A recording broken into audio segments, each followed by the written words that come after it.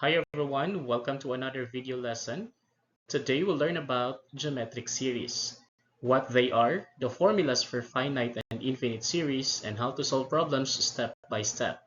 By the end, you'll be able to calculate sums of geometric sequences with confidence. A geometric series is simply the sum of the terms of a geometric sequence. Remember, a geometric sequence is one where each term is multiplied by a common ratio to get the next term. There are two main formulas that we can use to solve geometric series. The first one is for the finite geometric series, which is for the limited number of terms. We have the formula S sub n is equal to a sub 1 times the quantity of 1 minus r raised to n all over 1 minus r. The second formula is for the infinite geometric series. Infinite geometric series means it goes on forever, but it only works if our absolute value of r or the absolute value of our common ratio is less than 1. The formula that we are going to use is S is equal to a over 1 minus r. Now we will try to solve for some examples under finite geometric series. When we say again finite geometric series, this is the sum of a specific limited number of terms in a geometric sequence. So say for example, find the sum of the first 5 terms, find the sum of the first 12 terms, and so on. For our first example, find the sum of the first 12 terms of the geometric sequence 2, 4, 8, 16, and so on. Now, to find the sum of the first 12 terms of the geometric sequence, remember that we are only getting the sum of the first 12 terms. So this is an example of a finite geometric series. So to solve for that, we'll be using the formula S sub n is equal to a sub 1 times 1 minus r raised to n all over 1 minus r. But before we use that formula, let's try to identify first the following. From our given problem, we are given that our a sub 1 is equal to 2, that is our first term. Our n, which is the number of terms that we're going to determine the sum, we have 12 because we're asked here to find the sum of the first 12 terms. And then for our r, we can obtain our common ratio by dividing our two consecutive terms. So say for example, the first two terms, so we have our second term, which is 4, divided by our first term, which is 2. And that is 4 divided by 2, that gives us 2. So therefore, our common ratio is 2. After identifying this given, we then substitute them to our formula. So substituting that one, we have here S sub 12. So we're looking for the 12th term, or the sum of the first 12 terms, is equal to our first term, which is 2, times 1 minus our r again is 2, and then raised to the value of n, which is 12, over 1 minus 2. Now, by simplifying, we have here S sub 12 is equal to 2 times 1 minus this 2 raised to 12 here is equal to 4096. So that's 1 minus 4096 divided by our 1 minus 2, that gives us negative 1. So simplifying this one further, 1 minus 4096, that is equal to negative 4095. And then multiplying it by 2, that gives us negative 8190 divided by negative 1. So negative 8190 divided by negative 1, that gives us an answer of 8190. So therefore, the sum of our first 12 terms in the given geometric sequence is equal to 8190. For the second example, find the sum of the first 6 terms of the sequence 2, 6, 18, and so on. Following the same process with example number 1, so since this is still an example of a finite geometric series, so we will still be using the formula S sub n is equal to a sub 1 times 1 minus r raised to n over all over 1 minus r.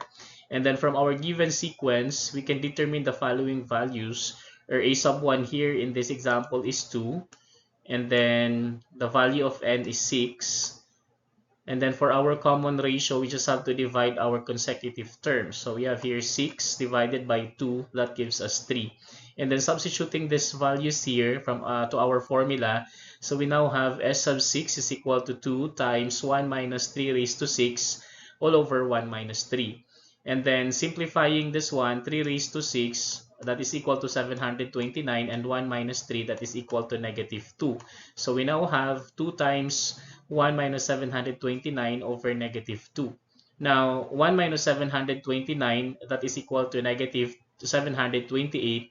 And then you may multiply this one, 2 times negative 178, that gives us negative 1456 divided by negative 2.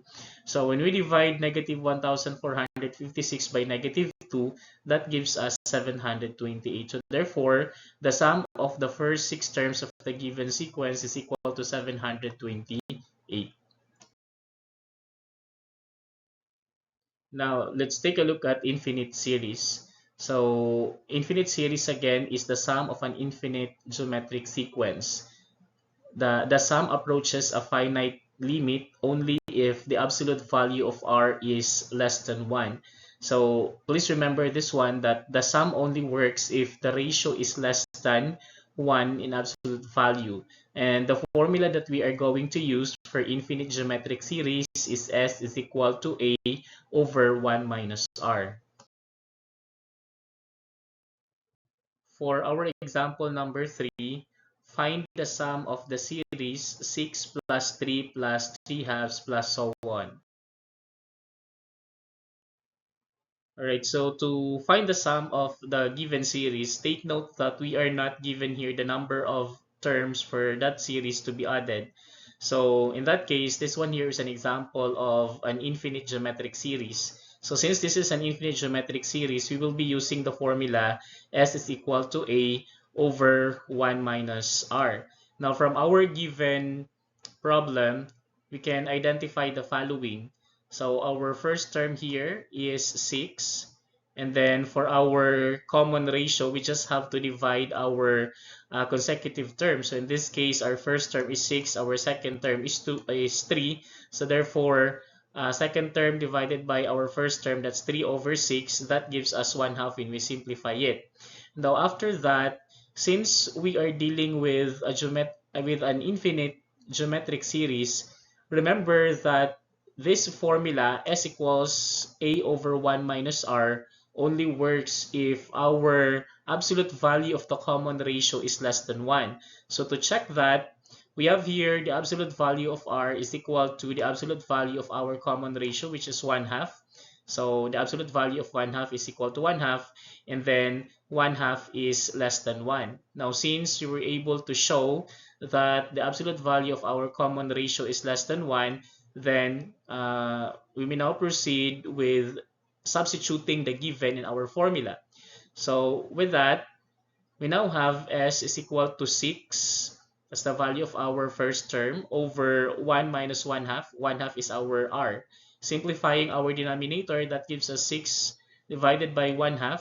And then in dividing fractions, remember that we need to get the reciprocal of our denominator, and we proceed to multiplication. So we now have here 6 times, this one here is our denominator, we have 1/2, we get the reciprocal of 1/2, and that is 2 over 1. Multiplying this one, 6 times 2, that gives us 12, and 12 divided by 1, that gives us 12. So therefore, the sum of the series 6 plus 3 plus 3 halves and so on is just equal to 12.